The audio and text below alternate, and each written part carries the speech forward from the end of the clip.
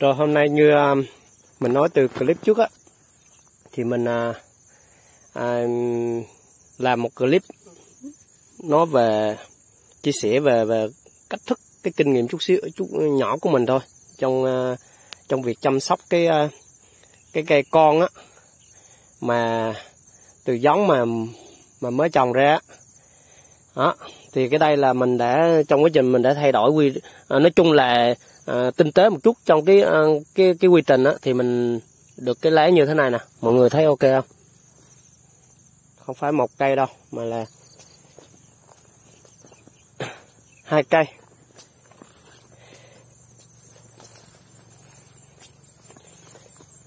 Cái cây này á, mọi người biết lý do là sao mà nó cũng được, nhưng mà lá nó nhỏ và nó không xanh hơn không? Nó đều có cái nguyên nhân hết đấy. Mà nguyên nhân trong đó là mình có trong cái cây mà ok nhất á, thì mình có phối thêm một cái thành phần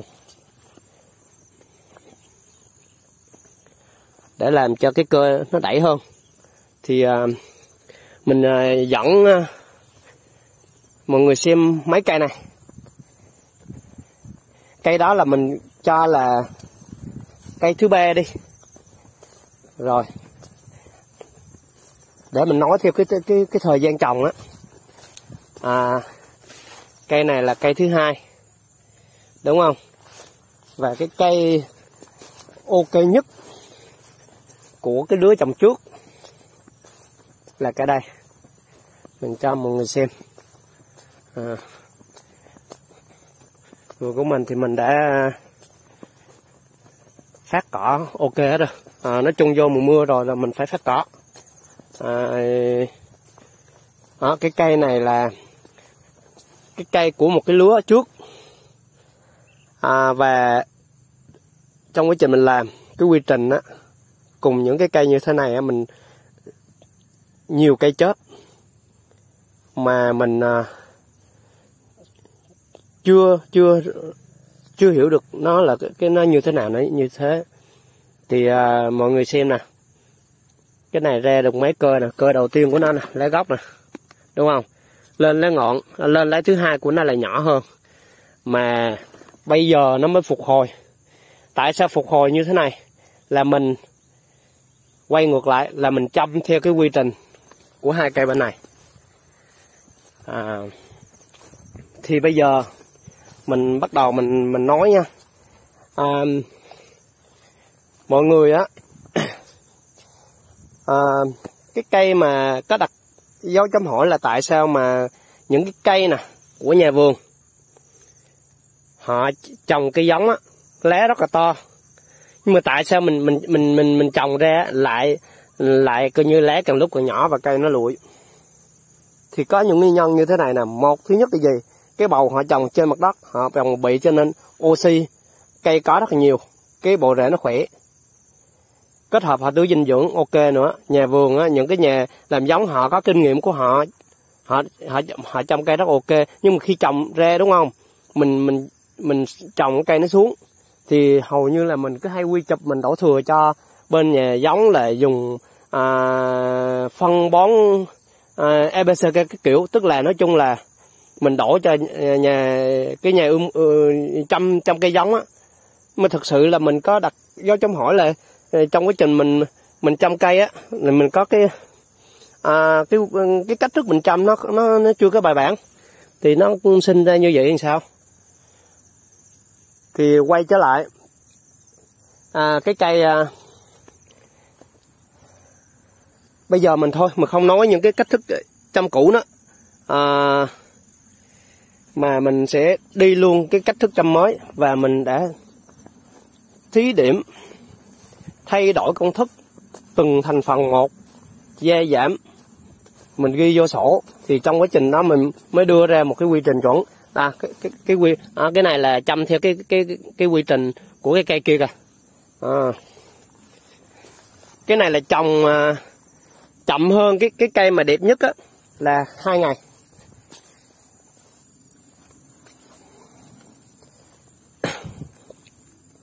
Và ra như thế này. cái cây này trồng chậm hơn cây kia 2 ngày, nhưng mà tại sao á mà nó hầu như nó đứng cơ luôn? Dấu hiệu này là dấu hiệu gì? Cái rễ dưới nó đã bị gọi là giống như bị là ảnh hưởng hư bộ rễ, và bây giờ nó mới bắt đầu phục hồi rất là yếu. Mình cũng thiệt cũng hơi cái này đang nhú thì mình có thể mình đỡ, nhưng mà mình cũng đang tính trồng dặm đó, thay để đưa bầu, nhưng mà thấy nó đang nhú thì mình đỡ. Thì cái này mình tưới á, mọi người chú ý là khi mình về á, thì bây giờ mình hay dùng amino đúng không? Mình làm theo cái quy trình của cải tạo đất si. Lần đầu tiên mình mua về á, cái này là dặm, đúng chính xác là dặm lại cái cây cũ hình như là cái chỗ nào đó, hơi bên cạnh. Bây giờ mình mới nè, lần đầu tiên mình về mình tưới á, cái cây này á, là mình làm theo cái công thức vốn có là một lít nước nè cộng 25 ml đúng không, cộng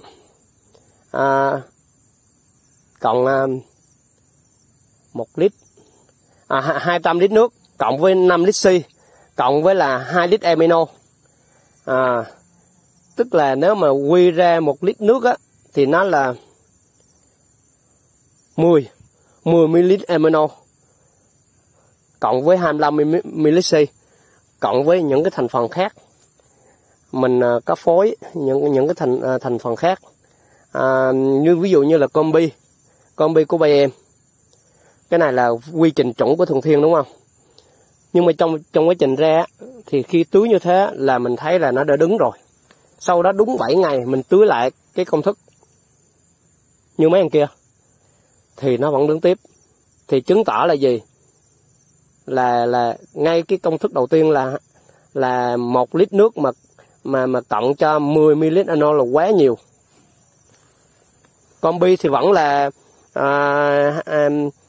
200 lít nước cộng 5 lít xi cộng với 2 lít amino cộng với một gói combi. Đó là chuẩn. Thì trong quá trình mình tưới mình hầu như mình đưa combi vô cái công thức tưới, bởi vì sao? Amino là amino, dù gì nó không có thể nào nó có đầy đủ cái dinh dưỡng tất cả các thành phần khác, đúng không? Cái bầu này nói trước là mình cũng bón 2 kg phân nửa lâu rồi, nhưng mình trồng cái cây đầu tiên là nó bị chết, xong mình nhổ mình trồng lại thì cái phân hữu cơ thì thật sự nó rất là lâu rồi, nó không ảnh hưởng gì đâu.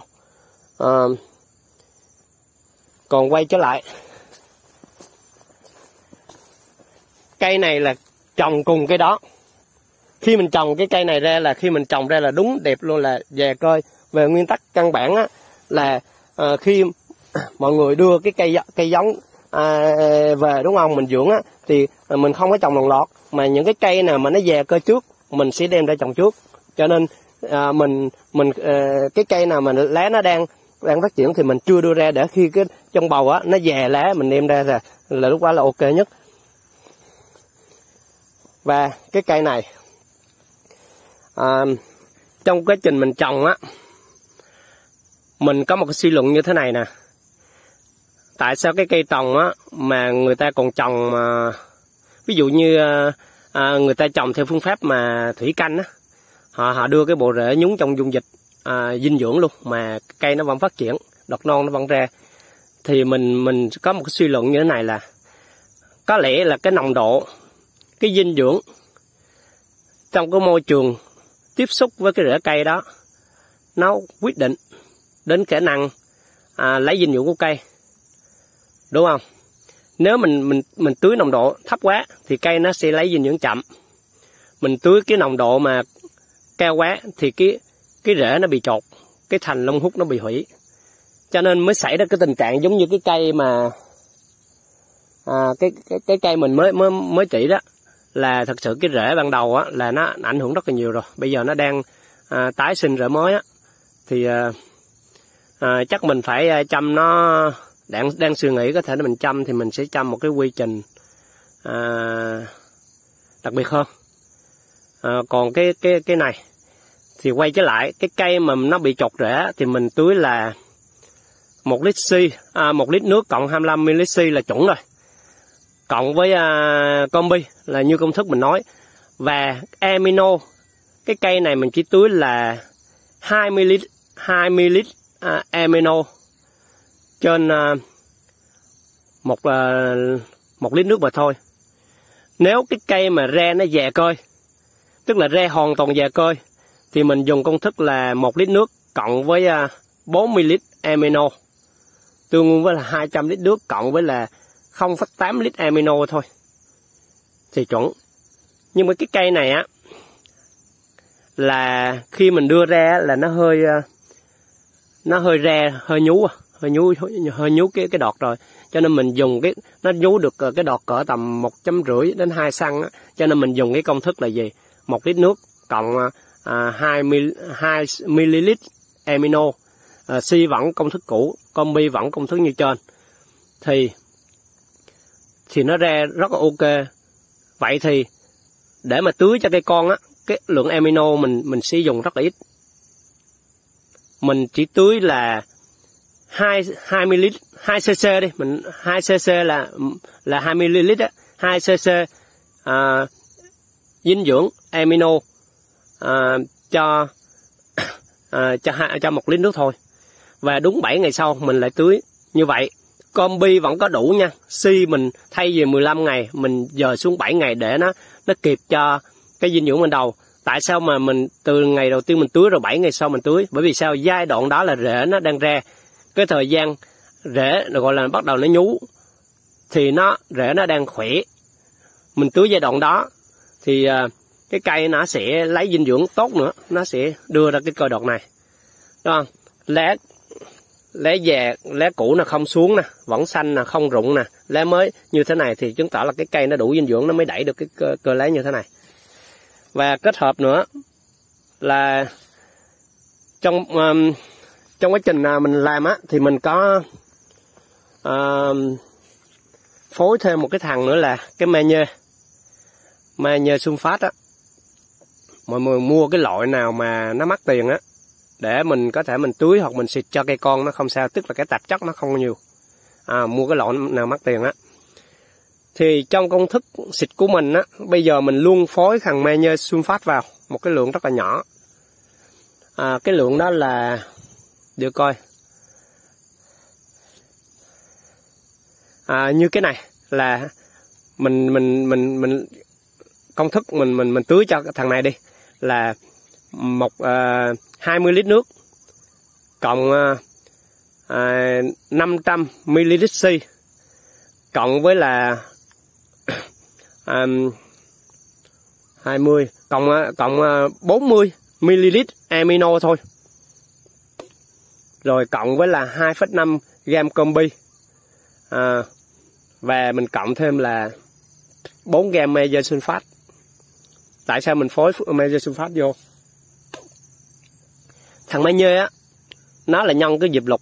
Mặc dù mình đã bón phân nở rồi, mình lót rồi, nhưng mà thật sự á, cái rễ cây con nó rất là yếu, và thậm chí cây lớn cũng vậy. Nó có những cái giai đoạn gọi là huy động dinh dưỡng. Như vậy thì mình mới sinh ra cái công thức tăng trưởng xịt trên lá, đúng không? Thì nó không, nếu mà thật sự muốn cho cái bộ cơ nó ok á, để cây nhanh phát triển thì mình không có mình cũng phải hỗ trợ. Mà khi mình đã tưới vô á, bởi vì cái rễ của cây mới trồng nó rất là yếu và nó chưa ăn được xe, mình tưới vô á thì nó sẽ giúp cho cây nó hút trực tiếp luôn. Mình trồng luôn mình tưới liền. Không phải như người khác là phải để bao nhiêu ngày, 15-20 ngày mình không, mình trồng mình tưới. Nhưng mà cái lượng mình tưới á, nó loãng, và cái dinh dưỡng nó giống như là nó phù hợp cái sinh lý của cái rễ, thì nó không gây tình trạng cái rễ nó bị chột, và phù hợp với sinh lý bộ rễ, không làm teo lông hút, thì cây nó sẽ lấy dinh dưỡng và nó huy động liền luôn. Và lần 1 mình tưới đó, lần 2 mình tưới y lại công thức như vậy. Amino vẫn như vậy, tức là mình tưới liều rất là nhỏ. Nếu cái cơ lá hoàn toàn dày như vậy, mình có thể tăng lên 1 lít 20 lít nước á, thay vì là 40 ml amino mình tăng lên 80 cũng được. Nhưng mà nếu nó nhú hơi có nhú một chút thì mọi người chắc ăn mình hạ xuống 40 đi, 40 ml amino cho bình 20 lít. Và những cái cây như thế này á, mình tưới 1 lít thôi. Và lần thứ hai là cách lần thứ nhất là đúng 7 ngày mình tưới lại 1 lít. Tại sao mình không tưới nhiều? Nếu mình tưới nhiều và 15 ngày mình tưới lại, mình có tình trạng xảy ra gì? Cây nó không lấy hết được dinh dưỡng amino, những dinh dưỡng trong 2 lít đó, mà nó lấy được ví dụ như dinh dưỡng trong 1 lít thôi. Thì đúng 7 ngày sau mình tưới lại thì là thứ nhất, dinh dưỡng nó cung cấp kịp thời. Thứ hai là gì? Nó không thừa amino. Thừa amino trong đất thì lập tức là coi như là hệ vi sinh vật nó phát triển, đồng ý đúng. Nhưng mà cái thừa đó nó sẽ làm cho xáo trộn cái sinh lý bề mặt xung quanh cái vùng rễ đó. Nó vừa cây không ăn được, nó tạo môi trường cho những những vi sinh vật khác có lợi cũng có hại cũng có, nó phát triển. Mà tới cái giai đoạn nó cần dinh dưỡng là nó không có.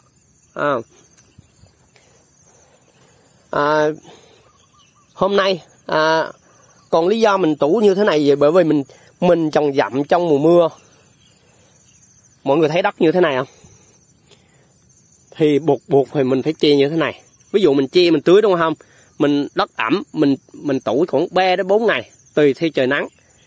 Thì lập tức mình mở ra, ví dụ 3 ngày 4 ngày mình mở ra, trời nó mưa được một buổi á là nó đủ đảm, là đầu mình đóng lại như thế này. Thì ngoài đây cái trời nó được mưa tiếp không sao, nhưng ở trong này nè, cái rễ cây nó vẫn lấy nước mà, thì cái đất trong này nó sẽ khô dần, nó tạo điều kiện, nó phù hợp cho cái rễ cây, nó không có ẩm. Đây là cái cách mình trồng để mình khắc chế trong cái mùa mưa, đúng không?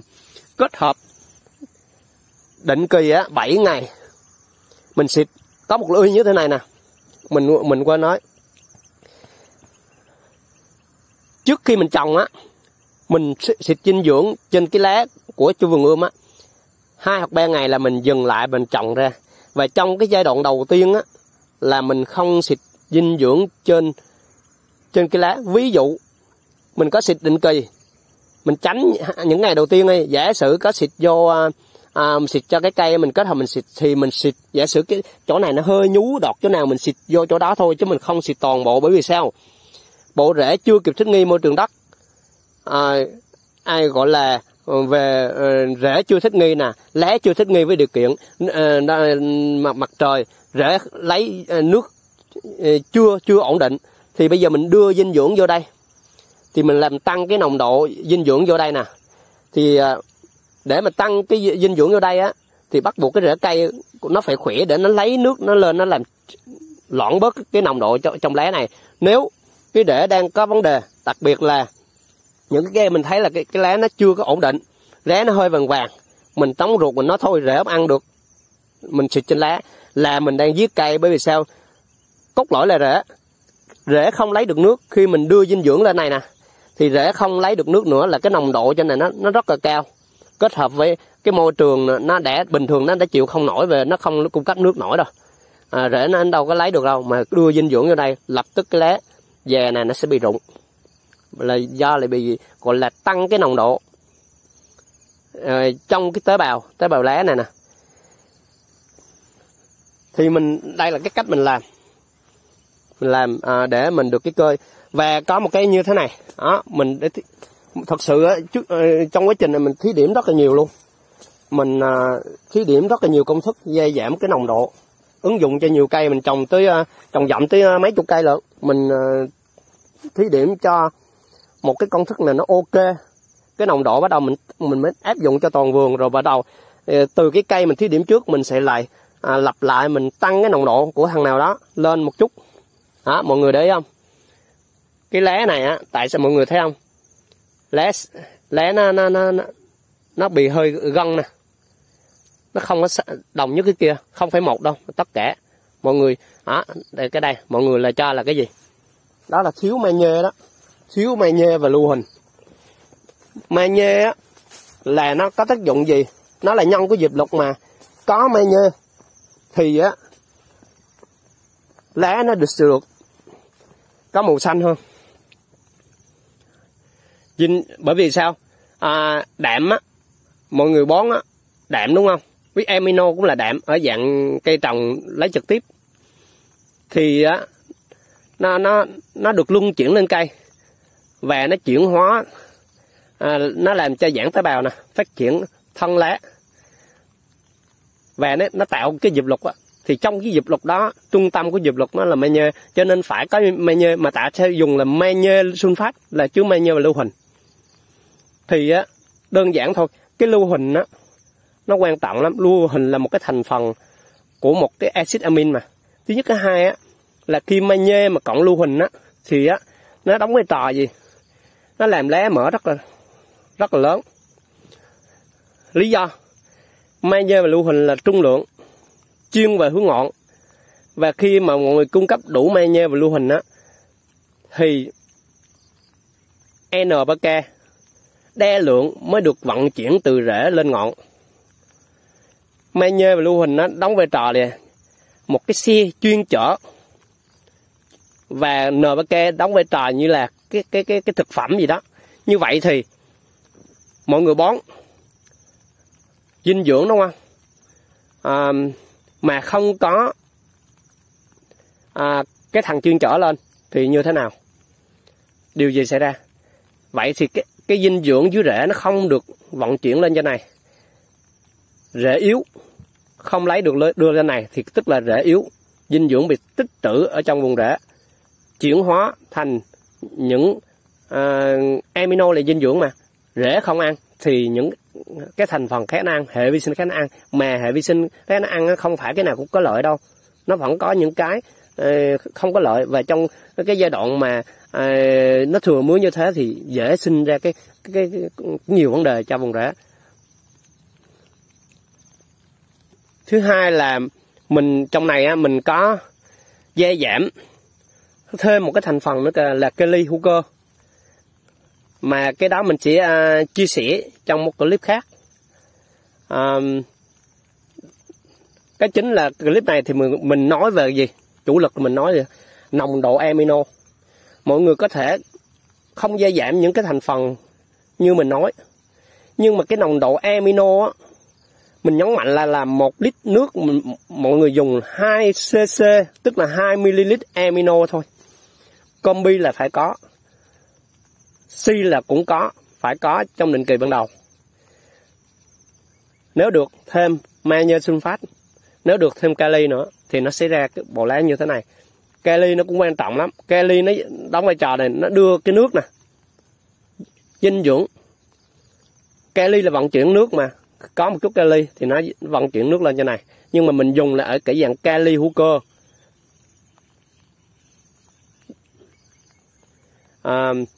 Thì về kali á, mình dùng cái nào thì mình sẽ chia sẻ trong một clip khác.